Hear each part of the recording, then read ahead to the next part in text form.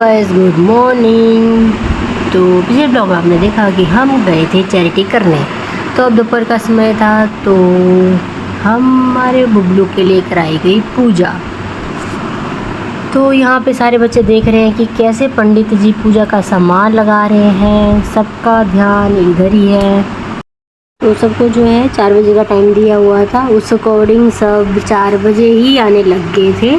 पंडित जी रास्ता भटक गए थे थोड़ा, बट एट द एंड पहुंच गए हमारे घर। तो उन्होंने पूरी तैयारी कर दी है लोगों के आने से पहले ही। तो सब लगे हैं बैठने पूजा के लिए। थोड़ी जमीन पे चावल फूल छोड़ देंगे जी। ओम प्रीति दाद्रीता लोका देवी समझदार है मम देव पितरम को नमो। इधर पूजा चली हुई थी और उधर ये देखो, ये एक काका है, ये सो ही नहीं रहा था। इसको नींद बहुत आ रही है पर इससे सोया नहीं जा रहा। सो भी सकता है पर बैठ के ही सोना है इसको। तो इसकी मम्मा इसको बोल रही है बेटा आजा गोद में सो जा, पर नहीं भाई। तो सब इसी को देख रहे हैं कि अब यहाँ गिरेगा अब वहाँ गिरेगा, बट सच में मिसाल है, ये इधर बैठा ही रहा है ऐसे, पर गिरा भी नहीं कहीं। क्या बोले आजकल के बच्चे। तो यहाँ जिसके लिए पूजा हो रही है वो तो उठ के आ गई और यहाँ लगी खेलने। और धीरे धीरे सब लोग आ रहे हैं, बैठ रहे हैं। और ये देखो इसको मस्ती छाई हुई है। इधर तो एक्साइटेड रही, उधर बैठी रही, उसके बाद नहीं भी, उसके बाद टिकी नहीं, वहाँ इधर ही आ गई, इधर खेलती रही। सबको देख रही कौन नया मेंबर आ रहा है, एक टक देखे जा रही है सबको।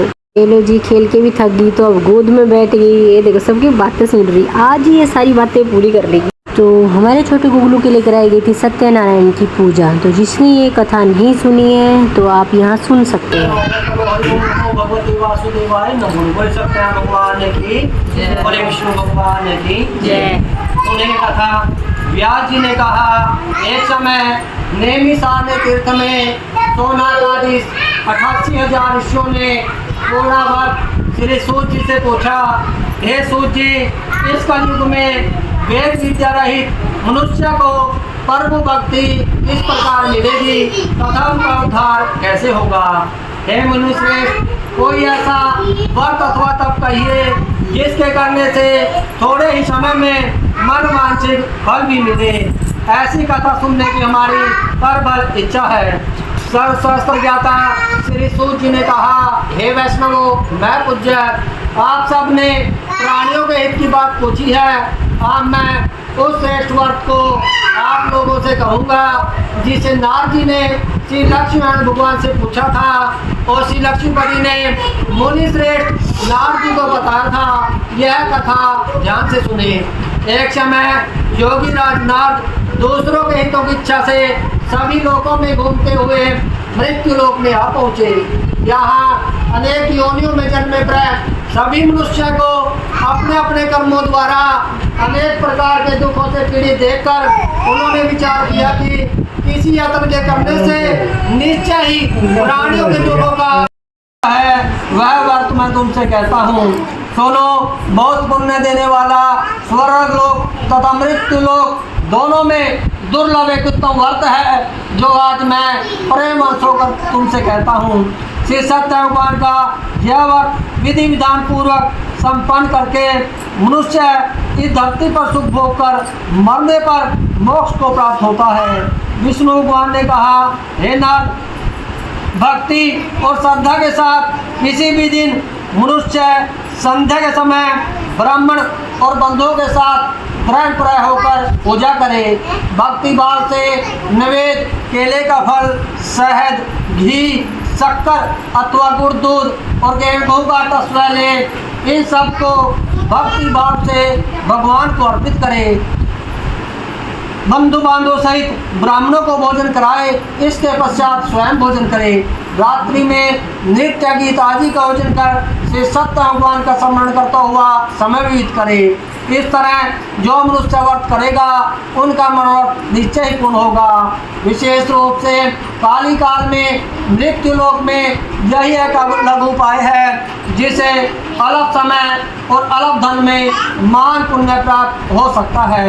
इस तरह श्री सत्य भगवान की व्रत कथा का पहला अध्याय समाप्त होता है। बोले सत्य भगवान की श्रीमन नारायण नारायण नारायण श्रीमन नारायण नारायण नारायण नारायण श्रीमन्नारायण नारायण नारायण श्रीमन्नारायण नारायण नारायण सत्यनारायण नारायण नारायण सत्यनारायण नारायण नारायण जल में नारायण नारायण नारायण तल में नारायण नारायण नारायण श्रीमन्नारायण नारायण नारायण श्रीमन्नारायण नारायण नारायण श्रीमन्नारायण नारायण नारायण श्रीमन्नारायण नारायण नारायण। बोले सत्या भगवान की बोले सत्य गोपाल भगवान की। दूसरा अध्याय श्री सूत जी ने आगे कहा, हे ऋषियों, जिन्होंने पहले समय में स्वर्ग को किया है उनका इतिहास कहता हूँ, आप सब ध्यान से सुने। सुंदर काशीपुरी नगरी में एक अत्यंत निर्धन ब्राह्मण रहता था। वह ब्राह्मण भूख और प्यास से बेचैन होकर नित्य दिन पृथ्वी पर घूमता था। ब्राह्मणों से प्रेम करने वाले श्री विष्णु भगवान ने ब्राह्मण को दुखी देखकर एक दिन बूढ़े ब्राह्मण का रूप धारण कर निर्धन ब्राह्मण के पास जाकर आदर के साथ पूछा, हे विपर, तुम नित्य ही दुखी होकर पृथ्वी पर क्यों घूमते हो? हे श्रेष्ठ ब्राह्मण, यह सब मुझसे कहो, मैं सुनना चाहता हूँ। ब्राह्मण ने कहा, मैं निर्धन ब्राह्मण हूँ, भिक्षा के लिए पृथ्वी पर भिक्षता हूँ। हे भगवान, यदि आप इससे छुटकारा पाने का कोई उपाय जानते हो तो कृपया कर मुझे बताएं। वृद्ध ब्राह्मण का रूप धारण किए हुए श्री विष्णु भगवान ने कहा, हे ब्राह्मण, श्री सत्य भगवान मनवांछित फल देने वाले हैं, इसीलिए तुम उनका पूजन करो, जिसके करने से मनुष्य सब दुखों से मुक्त हो जाता है। ब्राह्मण को व्रत का सारा विधान बतलाकर बूढ़े ब्राह्मण का रूप धारण करने वाले श्री सत्य भगवान अंतर ध्यान हो गए। जिस व्रत को वृद्ध ब्राह्मण ने बतलाया है मैं उसको अवश्य करूँगा। यह निश्चय कर वह ब्राह्मण घर चला गया, परंतु उस रात्रि उस ब्राह्मण को नींद नहीं आई। अगले दिन वह जल्दी उठा और श्री सत्य भगवान का व्रत करने का निश्चय कर भिक्षा मांगने के लिए चल दिया। उस दिन उसको भिक्षा में बहुत सा धन मिला, जिसने उसने पूजा का सब सामान खरीदा और घर आकर अपने बंधु बांधवों को बुलाकर श्री सत्य भगवान का व्रत और पूजन किया। उस व्रत के प्रभाव से वह ब्राह्मण सब दुखों से छूटकर अनेक प्रकार की संपत्तियों से युक्त हो गया। उस समय से वह भी पर हर मास व्रत करने लगा। सत्य भगवान के व्रत को जो शास्त्र विधि के अनुसार श्रद्धा पूर्वक करेगा वह सब पापों से छूटकर मोक्ष को प्राप्त होगा। आगे जो मनुष्य पृथ्वी पर श्री सत्य भगवान का व्रत करेगा वह सब दुखों से छूट जाएगा। इस तरह नारद जी से श्री सत्य भगवान का करता कहा व्रत मैंने तुमसे कहा। हे विप्रो, आप और क्या सुनना चाहते हैं, कृपया कर मुझे बताएं। ऋषियों ने कहा, हे मुनिवर, संसार में इस विपर से सुनकर किस किस ने व्रत किया हम सब सुनना चाहते हैं, इसके लिए हमारे मन में श्रद्धा है। श्री सूत जी ने कहा, हे मुनियों, जिस जिस प्राणी ने इस व्रत को किया है उन सब की कथाएं सुनो। एक समय एक ब्राह्मण धन और ऐश्वर्य के अनुसार अपने बंधु बांधवों के साथ अपने घर पर व्रत कर रहा था। उसी समय एक लकड़ी बेचने वाला बूढ़ा व्यक्ति वहाँ आया। उसने सिर पर रखा लकड़ियों का गट्ठर बाहर रख दिया और विपर के मकान में चला गया। प्यास से दुखी लगकर आले ने विपर को व्रत करते देखा, वह प्यास को भूल गया। उसने विपर को नमस्कार किया और पूछा, हे विपर, आप यह किसका पूजन कर रहे हैं? इस व्रत के करने से क्या फल मिलता है, कृपया कर मुझे भी बताएं। ब्राह्मण ने कहा, सब मनोकामनाओं को पूरा करने वाला यह श्री सत्य भगवान का व्रत है। किसी की कृपा से मेरे यहाँ धन्य दान आदि की वृद्धि हुई है। इस व्रत के बारे में जानकर वह लकड़हारा बहुत प्रसन्न हुआ। भगवान का चरणामत ले और भोजन करने के बाद अपने घर को चला गया। अगले दिन लकड़हारे ने अपने मन में संकल्प किया कि आज ग्राम में लकड़ी बेचने से जो धन मिलेगा उसी से भगवान सत्यनारायण का उत्तम व्रत करूँगा। यह मन में विचार कर वह लकड़हारा लकड़ियों का गट्ठर अपने सिर पर रखकर जिस नगर में धनवान लोग रहते थे ऐसे सुंदर नगर में गया। वो दिन उसे उन लकड़ियों का दाम पहले दिनों से चौगुना मिला। तब वह बूढ़ा लकड़हारा अति प्रसन्न होकर पक्के केले, शक्कर, शहद, घी, दूध, दही और गेहूं का चूर्ण इत्यादि श्री सत्यनारायण भगवान के व्रत की सभी सामग्रियाँ लेकर अपने घर आ गया। फिर उसने अपने बंधु बांधवों को बुलाकर विधि विधान के साथ भगवान का पूजन और व्रत किया। उस व्रत के प्रभाव से वह बूढ़ा लकड़हारा धन पुत्र आदि से युक्त हुआ और संसार के समस्त सुख भोगकर वैकुंठ को चला गया। इस तरह श्री सत्यनारायण भगवान की व्रत कथा का दूसरा अध्याय समाप्त होता है। बोल सत्यनारायण भगवान की श्री कृष्ण गोविंद हरे मुरारी नाथ नारायण वासुदेवा। श्री कृष्ण गोविंद हरे मुरारी नाथ नारायण वासुदेवा।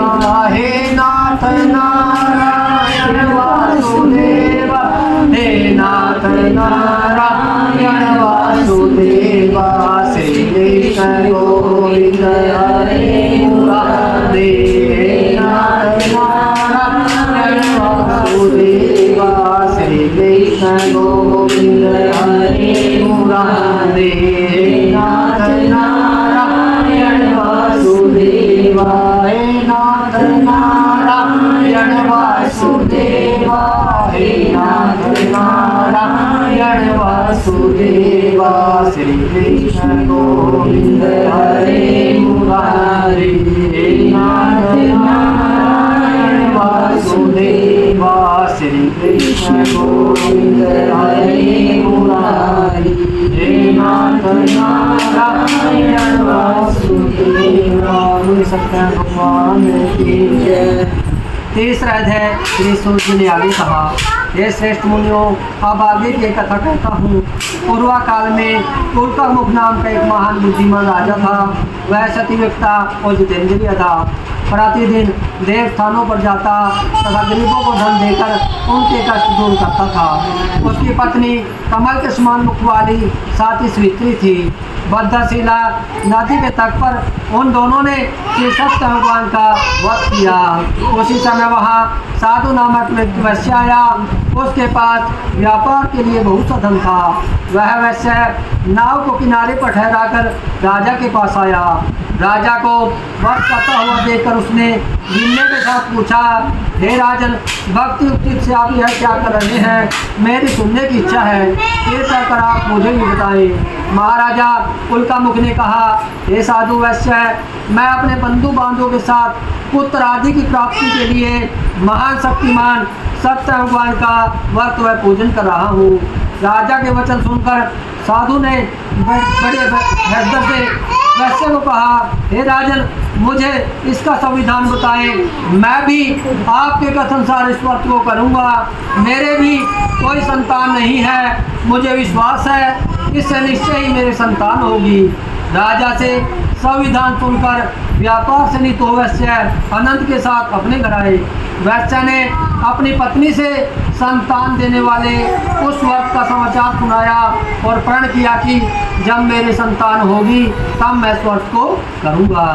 साधु ने यह वचन अपनी पत्नी लीलावती से कहे। एक दिन उसकी पत्नी लीलावती आद्यंत हो संसार में धर्मप्रीत होकर श्री सत्य भगवान की कृपा से गर्भवती हो गई। 10वें महीने में उसने एक सुंदर कन्या को जन्म दिया। दिनों दिन वह कन्या इस तरह बढ़ने लगी जैसे शुक्ल पक्ष का चंद्रमा बढ़ता है। कन्या का नाम कलावती रखा गया। तब लीलावती ने मीठे शब्दों में अपने पति को सम्मान दिलाया कि आपने जो भगवान का व्रत करने का संकल्प किया था आप उसे पूरा करिए। साधु वैश्य ने कहा, हे प्रिय, मैं कन्या के विवाह पर इस व्रत को करूँगा। इस प्रकार अपनी पत्नी को आश्वासन दे वह व्यापार करने के लिए चला गया। पितृगृह में हृदय को प्राप्त हो गई। लौटने पर जब साधु ने नगर में सखियों के साथ अपनी पुत्री को खेलते देखा तो एक दूत को बुलाकर कहा कि उसकी पुत्री के लिए कोई योग्य वर देख कर आओ।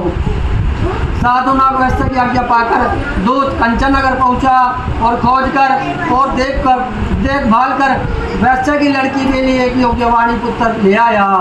उस योग्य लड़की को देखकर साधु नागवैश्य ने अपने बंधु बांधव सहित प्रसन्नचित होकर अपनी पुत्री का विवाह उसके साथ कर दिया।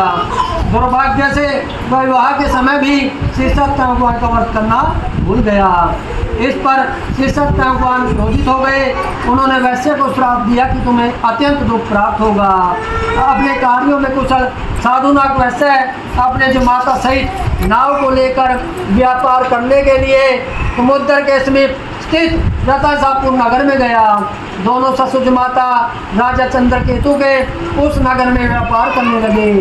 एक दिन भगवान सत्ता की माया से प्रेरित कुछ चोर राजा का धन चुराकर भागे जा रहे थे। राजा के दूतों को अपने पीछे आता देख चोरों ने घबराकर राजा के धन को वही नाव में छुपा दिया जहाँ वे ससुर ठहरे हुए थे और भाग गए। जब दूतों ने उस साधु वैश्य के पास राजा के धन को रखा देखा तो ससुर माता दोनों को बांध कर ले गए और राजा के सीट जाकर बोले, हम ये दो चोर पकड़ कर लाए हैं, देख कर आज्ञा दें। तब राजा ने बिना उनकी बात सुने ही उन्हें कारागार में डालने की आज्ञा दे दी। इस प्रकार राजा की आज्ञा से उनको कठिन कारावास में डाल दिया गया तथा उनका धन भी छीन लिया गया। सत्य भगवान के श्राप के कारण साधु वैश्य की पत्नी लीलावती व पुत्री कलावती घर पर बहुत दुखी हुई। उनके घर में रखा धन भी चोरों ने चुरा लिया। शारीरिक व मानसिक पीड़ा तथा भूख प्यास से अति दुख दो भोजन की तलाश में कलावती कन्या एक ब्राह्मण के गई। उसने ब्राह्मण को श्री सत्य भगवान का व्रत करते देखा। उसने कथा सुनी और प्रसाद ग्रहण कर रात को घर आई। माता ने कलावती से पूछा, हे पुत्री, तू अब तक कहाँ रही, वह तेरे मन में क्या है? कलावती बोली, हे माता, मैंने एक ब्राह्मण के घर श्री सत्य भगवान का व्रत होते देखा है।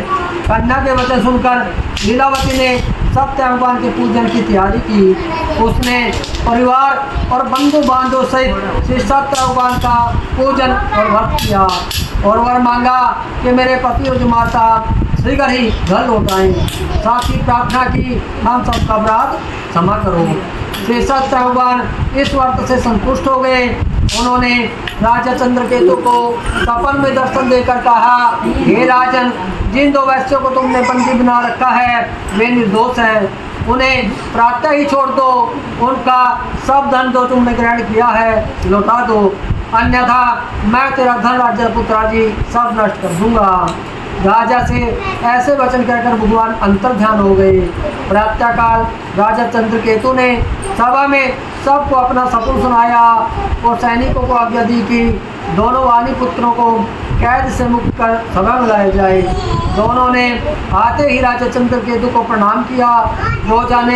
राजा ने कोमल वचनों में कहा, हे महानुभाव, तुम्हें भविष्य समय से ऐसा कठिन दुख प्राप्त हुआ है, अब तुम्हें कोई भय नहीं है, तुम मुक्त हो। ऐसा कहकर राजा ने उनको नए वस्त्र व आभूषण पहनवाए तथा उनका जितना धन लिया था उससे दोगुना उठाकर आदर से विदा किए। दोनों वैश्य अपने घर को चल दिए। इस तरह श्री सत्य भगवान की व्रत कथा का तीसरा अध्याय समाप्त होता है। बोली सत्य भगवान की जय। ओम नमो भगवते वासुदेवाय। ओम नमो भगवते वासुदेवाय। ओम नमो भगवते वासुदेवाय। ओम नमो भगवते वासुदेवाय। ओम नमो भगवते वासुदेवाय। ओम नमो भगवते वासुदेवाय। ओम नमो भगवते वासुदेवाय। ओम नमो भगवते वासुदेवाय।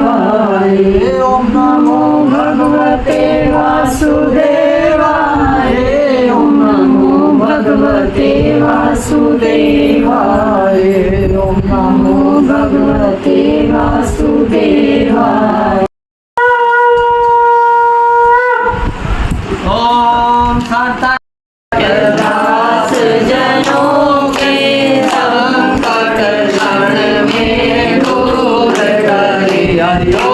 जय जगदीश हरे। जो जावे भल पावे दुख विनसे मन कर आवे कष्ट मिटे धन कार्य। ओम जय जगदीश हरे। मात पिता तुम मेरे शरण पड़ू मैं किसके। स्वामी शरण रहूं मैं किसके। तुम बिन ना दूजा प्रभु बिन ना दूजा। आस करूं मैं जिसकी। हरि ओम जय जगदीश हरे। तुम पूर्ण परमात्मा तुम अंतर्यामी। स्वामी तुम अंतर्यामी। पार ब्रह्म परमेश्वर पार ब्रह्म जगदीश्वर तुम सबके स्वामी। हरि ओम जय जगदीश हरे। तुम रक्षा करता मैं मूर्ख भल भरता। हरि ओम जय जगदीश हरे। ब्रह्मपते स्वामी सबके रक्षपति। केशवेद मिलो दया केशवेद मिलो कृपा। मैं तुमको की। हरि ओम जय जगदीश हरे। दीन बंधु दुख हरता ठाकुर तुम मेरे। स्वामी रक्षक तुम मेरे। अपने हाथ उठा ओ दया कर शरण लगा। ओ द्वार परम तेरे। हरि ओम जय जगदीश हरे। विषय विकार मिटाओ पाप हरो राखे मेरा। ओम जय जगदीश हरे। हमारी पूजा खुशी खुशी सफल हुई और अब सबको प्रसाद बांट रहे हैं। तो सब ने कथा सुनी। इसके बाद अब जाने की तैयारी हो रही है। सब अपना भोग लेके चले जाएंगे। अगर आपको मेरा ब्लॉग पसंद आता है please do like subscribe and follow and please do comment. Thank you.